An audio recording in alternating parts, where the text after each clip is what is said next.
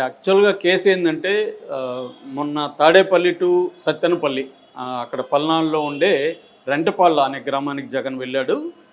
నాగమల్లేశ్వరరావు అనే ఆయన చనిపోతే లాస్ట్ ఇయర్ ఆయన విగ్రహ ఆవిష్కరణకు వెళ్ళాడు. ఈ వెళ్తున్న క్రమంలో గుంటూరు దాటిన తర్వాత ఏటుగురు బైపాస్ దగ్గర ఆహ్, ఒక వ్యక్తి కారు కింద పడి చనిపోయాడు. అతని పేరు చీలి సింగయ్య. ఇది ఫస్ట్‌లో ఏమి అనౌన్స్ చేశారంటే ఎస్పీ సతీష్ ఈ కాన్వాయ్ కంటే ముందు ఒక కారు ఒక 50 అడుగుల ముందులో ఒక కారు వెళ్తుంది. ఆ car number A26CE0001 Tata safari. ఈ కారు కింద పడి చనిపోయినాడు అని సతీష్ ఎస్పీ అనౌన్స్ చేశాడు. సో అప్పుడే తెలుగుదేశం మీడియా కూడా అదే రాసింది. కాన్వాయ్ కింద పడి చనిపోయినట్టుగానే రాసింది. జగన్ కారు కింద అనేది రాయలేదు అప్పుడు కూడా. సరే అయిపోయింది, వచ్చేసాడు, ఇది గొడవలు జరిగాయి, అంత అయిపోయింది. దాని తర్వాత 3 రోజుల తర్వాత ఇప్పుడు ఒక వీడియో తీసుకొచ్చారు, 37 సెకండ్ల వీడియో. ఆ వీడియో ఏంటంటే బుల్లెట్ ప్రూఫ్ జగన్ కారు కిందనే పడ్డాడు, ఇదిగోండి ప్రూఫ్ అని క్లోజప్ షాట్లో ఉన్న వీడియో తీసుకొచ్చి మీడియా విపరీతంగా హైప్ చేసింది. దాంతో మళ్ళీ ఎస్పీ అండ్ ఐజీ సర్వశ్రేష్ఠి త్రిపాఠి ఇద్దరు ప్రెస్ మీట్ పెట్టి జగన్ చేసినట్టుగా మాకు ఆధారాలు దొరికాయి. ఫస్ట్ ఆధారాలు దొరకలేదు కాబట్టి మేము ఆ కారు మీద పెట్టాము, ఇప్పుడు ఆధారాలు దొరికాయి అని చెప్పి జగన్ మీద 105 BNS 105 అంటే culpable homicide not amounting to murder అంటారు అన్నమాట. అంటే మర్డర్ చేయలేదు కానీ నేను ఈ పని చేయడం వల్ల కొంతమంది చనిపోతారని తెలిసి కూడా ఆ పని చేయడాన్ని ఈ సెక్షన్ కింద పెడతారు. అల్లు అర్జున్ ఇన్సిడెంట్ కరెక్ట్గా ఆయన మీద కూడా ఇదే సెక్షన్ పెట్టారు. అంటే జగన్కి తెలిసిన వాడు కారు కింద పడతాడని జగన్ వారించలేదు, జగన్ అనుకుని ఉంటే అది వారించి ఉండొచ్చు అనేది వస్తుంది అనమాట. రెండో సెక్షన్ 49 పెట్టారు, ఇది కూడా క్రిమినల్ నెగ్లిజెన్స్.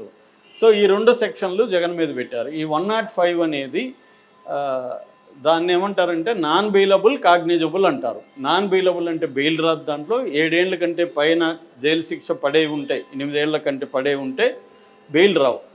రెండవది కాగ్నిజబుల్ అంటే కాగ్నిజబుల్, నాన్ కాగ్నిజబుల్ అని 2 రకాలు ఉంటాయి. నాన్ కాగ్నిజబుల్ అంటే జడ్జి పర్మిషన్ లేకుండా ఎవరిని అరెస్ట్ చేయకూడదు.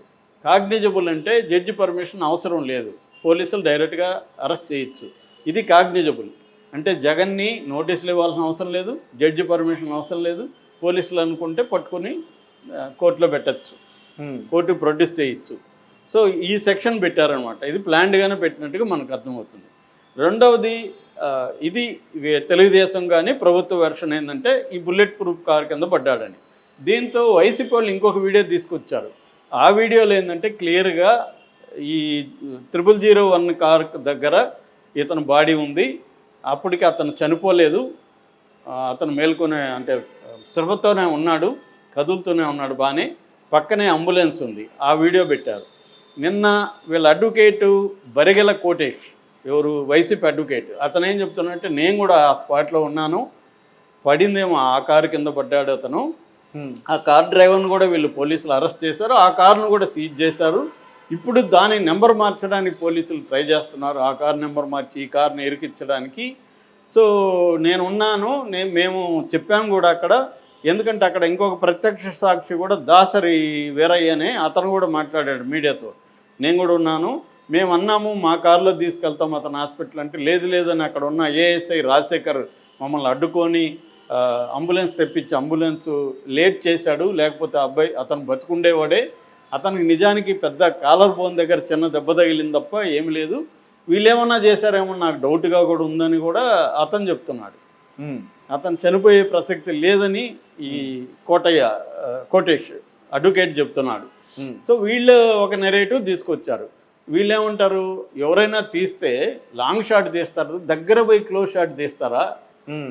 ఎవడైనా యాక్సిడెంట్ అయ్యి కారు కింద పడితే ఏం చేస్తారు, ఫస్ట్ షాట్ తీస్తారు. షాట్ మన కెమెరామ్యాన్లు కాదు కదా, ఎవడో తీసాడు, కెమెరామ్యాన్ అయినా అన్ని రకాల షాట్. ఇప్పుడు జగన్ ఉన్న ఏదైతే ఉందో కాన్వే ఆ కారు కింద పడినట్టుగా క్లోజ్అప్ షాట్ మాత్రమే ఉంది.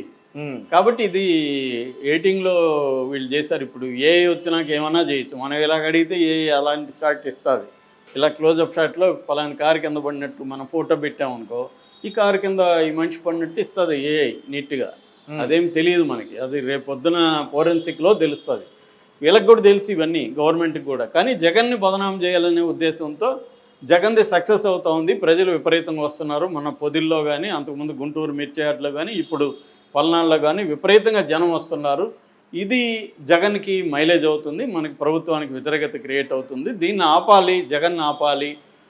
ప్రజల్లోకి జగన్ విపరీతంగా వెళ్తే మనకి ఇబ్బంది, ఎందుకంటే సూపర్ 6 అమలు చేయలేని పరిస్థితి ఉంది.